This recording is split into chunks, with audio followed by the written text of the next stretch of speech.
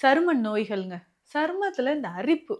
எனக்கு எதனால இந்த அரிப்பு தீராத அரிப்பு சிக்கல் இருக்கு அப்படின்னு சொன்னாலோ, இல்ல அல்சர் ரொம்ப நாளா எனக்கு அல்சர் இருக்குங்க. இதனால பேசும்போது கூட எனக்கு வந்து ஒரு மாரி பேட் ஓடர் வருதுங்க. பேட் பிரீத் வருதுன்னா அப்ளை பண்ணிட்டு அப்படியே விட்டுறலாம்.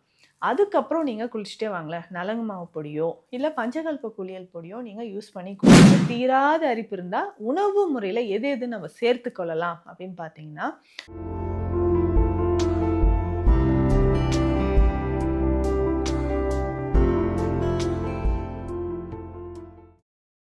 வரம் நேயர்களுக்கு வணக்கம். நான் டாக்டர் நித்யா, சித்த மருத்துவர்.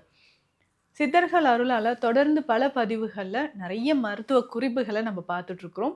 இந்த பதிவுல நம்ம எத பத்தி பார்க்க போறோம்னா, சரும நோய்கள்ங்க. சருமத்தில இந்த அரிப்பு. எனக்கு எதனால இந்த அரிப்பு தீராத அரிப்பு இருக்குன்னே தெரியல. முகத்தில ஆரம்பிக்குது, தலையில அரிக்குது, கை, கால் எல்லாம் அரிப்பு ஏற்படுது அப்படின்னு சொல்றோம். இதே மாதிரி அங்கங்க சின்ன சின்னதா நமக்கு டாட்ஸ் வர மாரி இருக்கு. ஹைப்பர் பிக்மென்டேஷன் அப்படின்னு சொல்ற கண்டிஷன். இது நெறைய பேருக்கு உங்கள்ல இருக்குங்க. நார்மலா உட்கார்ந்துட்டு இருப்பாங்க. கை எங்கேயாவது வச்சு அரிச்சுக்கிட்டே, சொரிஞ்சுக்கிட்டே இருப்பாங்க. கால்கள் அதிகமா சொரியுது. சில நேரங்கள்ல என்ன அறியாமலேயே நான் வந்து அதிகமா சொரிஞ்சுட்டு, கொஞ்சமா ரத்த கசிவும் ஏற்பட்டுருது. ப்ளீடிங் ரொம்ப சிவியரா இருக்கு அப்படின்னு நீங்க சொல்றீங்க. எதனால இந்த தீராத அரிப்பு ஏற்படுது? ஸோ இந்த தீராத அரிப்பு நெறைய டைப்ஸ் இருக்குங்க. ஒரு சிலருக்கு அர்டிகேரியா ரேஷஸ் அப்படின்னு சொல்லுவோம். ஏதாவது ஒரு ஃபுட் நமக்கு அலர்ஜி இருக்கு. அத நம்ம சாப்பிட்டுட்டோம்னா, தடிப்பு தடிப்பா வர்றது. டஸ்ட் பட்டா தடிப்பு தடிப்பா வரும். எனக்கு தடிப்பெல்லாம் இல்லைங்க. ஆனாலும் ஒரு அரிப்பு, ஒரு இச்சிங் இருந்துகிட்டே இருக்கு. என்னன்னே தெரியல. கைகள்ல இப்போ நீங்க கைய நீட்ட சொன்னோம்னா, கையோட மேல் பகுதி எல்லாமே டார்க்கா கலர் மாறுன மாரி இருக்கும். கருப்பா இருக்கிற மாரி இருக்கும். கைய இப்டி திருப்புங்க அப்படின்னு சொல்லும்போது, கீழ இருக்கக்கூடிய பகுதி வந்து நமக்கு ஒயிட்டா நார்மல் ஸ்கின் ஸ்ட்ரக்சரா இருக்கும். ஃபேஸ்லயுமே நெறைய பேருக்கு பார்த்தோம்னா, ஃபேஸ் மட்டும் கருமை நிறத்தில இருக்கிறது. கழுத்தில வந்து அதிகமான அரிப்பு ஏற்பட்டு ஒரு ட்ரைனஸ் ஏற்படுறது. வறண்ட தன்மை. ஸோ இந்த மாதிரி அரிப்பு எதனாலங்க ஏற்படுது? நானும் கோகனட் ஆயில் அப்ளை பண்ணி பார்த்துட்டேன். சோப்லாம் மாத்தி பார்க்குறேன். ஃபுட் ஏதாவது இதனால இந்த அலர்ஜி வருமான்ற டவுட்டும் எனக்கு இருந்துகிட்டே இருக்குன்னு சொல்றீங்க. இந்த அரிப்புக்கு காரணம் ஹார்மோன் சேஞ்சஸா இருக்கலாம். உங்களுடைய வயது என்னன்னு பாருங்க. ஒரு 45 வயதுக்கு மேல இருந்ததுன்னா, பெண்களாக இருக்கும்போது இந்த மெனோபாஸ் டைம்ல ஒரு சிலருக்கு இந்த அரிப்பு பிரச்சனை வருங்க. இல்ல உங்களுடைய உடல்ல இருக்கக்கூடிய டாக்ஸின்ஸ், கழிவுகள் உடல்ல தேங்கி இருக்கு. லிவர் ப்ராப்ளம் ஏதாவது இருக்கு.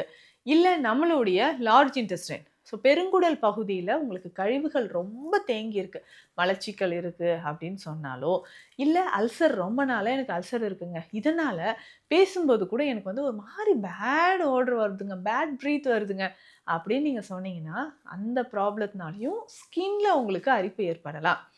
இல்ல நீங்க பயன்படுத்தக்கூடிய தண்ணீர்ல ஏதாவது பூஞ்சைகள் இருந்து, பாசிகள் அதிகமா படிஞ்சிருந்து, நெறைய பேர் டேங்க்லாம் ரொம்ப நாளா கிளீன் பண்ணாம இருப்பாங்க. அந்த மாரி இருந்தாலும் சருமத்தில் தீராத அரிப்பு. ஸோ ஏதாவது சில கெமிக்கல்ஸ்னாலயும் நமக்கு இந்த மாதிரி அரிப்பு ஏற்படலாம். ஸோ நீங்க யூஸ் பண்ற டியோட்ரண்ட்டால இருக்கலாம். இல்ல சோப்னால இருக்கலாம். நம்ம வாஷ் பண்ற கிளாத்க்கு வந்து வாஷ் பண்ற டிட்டர்ஜென்ட் எல்லாம் யூஸ் பண்றோம் இல்லைங்களா? இந்த டிட்டர்ஜென்ட் அலர்ஜி நெறைய பேருக்கு இருக்குங்க. இதனாலயும் நமக்கு என்ன ஆகுதுன்னா, சருமத்தில அரிப்பு ஏற்படுது. நம்ம வாஷ் பண்ணும்போது இந்த டிட்டர்ஜென்ட் மட்டும் யூஸ் பண்றது கிடையாது. இதனோட நம்ம நெறைய வாசனைகளுக்காக சில திரவங்களும் யூஸ் பண்றோம். இதனாலேயும் சருமத்தில இந்த மாரி தீராத அரிப்புகள் ஏற்படுது. ஸோ இந்த மாரி சோப் அலர்ஜி இருக்கு. ஒரு சிலர் வந்து வெசல்ஸ்லாம் வாஷ் பண்றோம் இல்லைங்களா?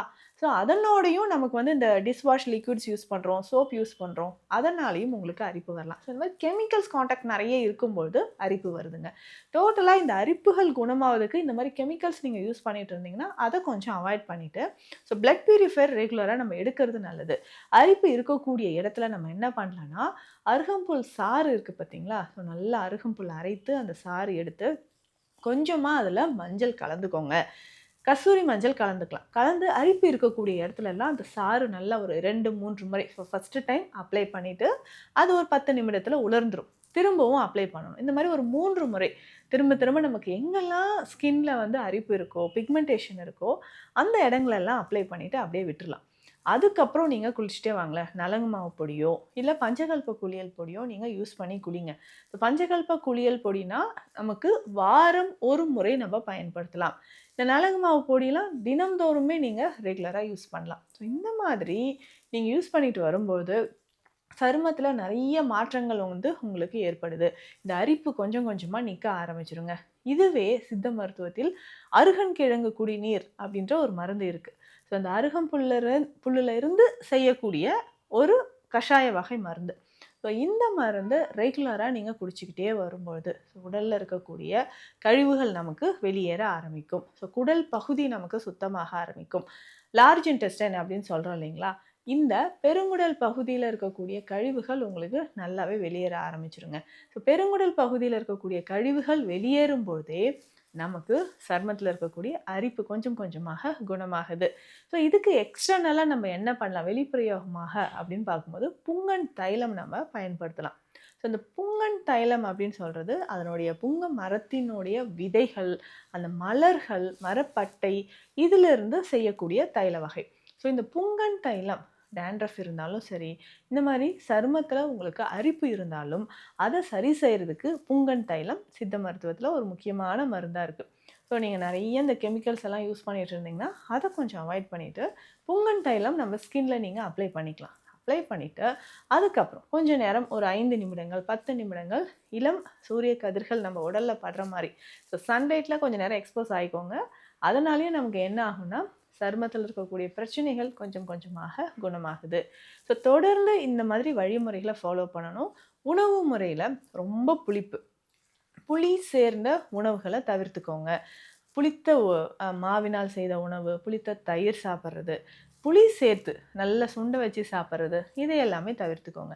ஸோ இந்த மாதிரி இருக்கும்பொழுது, உடல்ல நமக்கு ரத்த ஓட்டம் சீராக ஆரம்பிக்கும்.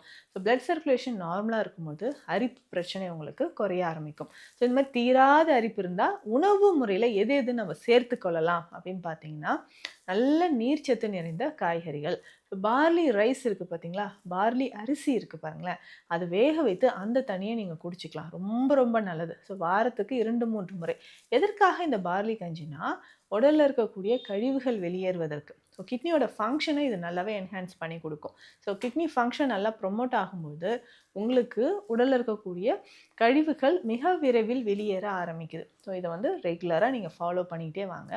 உடல்ல இருக்கக்கூடிய கழிவுகள் வெளியேற பார்லி ரைஸோ, இல்ல பார்லி வந்து வேக வைத்த தண்ணீரோ நீங்க பயன்படுத்தும்போது, கொஞ்சம் கொஞ்சமாக நமக்கு இந்த கழிவுகள் வெளியேறும். அரிப்பு பிரச்சனை குணமாக ஆரம்பிக்கும். ஸோ சித்த மருத்துவத்திலும் இன்னும் நிறைய மருந்துகள் இருக்கு. உதாரணத்துக்கு இப்போ பரங்கிப்பட்டை சூர்ணம் கூட நம்ம பயன்படுத்திக்கலாம். அதே மாதிரி இன்னும் உங்களுக்கு அரிப்பு பல வருஷமா இருக்குன்னா, இன்னும் டீப்பா பிளட்ல இருக்கக்கூடிய டாக்ஸின்ஸ் ரிமூவ் ஆகுறதுக்கு கிளென்சிங் மெடிசின்ஸும் இருக்கு. அதையும் நம்ம பயன்படுத்திக்கலாம். இப்போ பேசிக்கா இந்த பரங்கிப்பட்டை சூரணம் ஒரு 1/2 ஸ்பூன் அளவுக்கு எடுத்து, காலை, இரவு 2 வேளையும் பால் இல்லன்னா வெந்நீர்ல கலந்து நீங்க சாப்பிட்டுட்டு வரலாம். ஸோ அரிப்புக்கு நமக்கு அ உடல்ல ஸோ இந்த மாதிரி அரிப்பு எனக்கு ரொம்ப நாளா பிரச்சனையா இருக்கு அப்படின்னு சொன்னீங்கன்னா, அதற்கேற்ற மருந்துகள் என்ன, ஹோம் ரெமடிஸ் என்ன அப்படின்றத இந்த பதிவுல பார்த்தோம். மேலும் சித்த மருத்துவம் தொடர்பான மருத்துவ ஆலோசனைகளுக்கு ஸ்க்ரீன்ல இருக்கிற நம்பருக்கு கான்டாக்ட் பண்ணுங்க. நன்றி.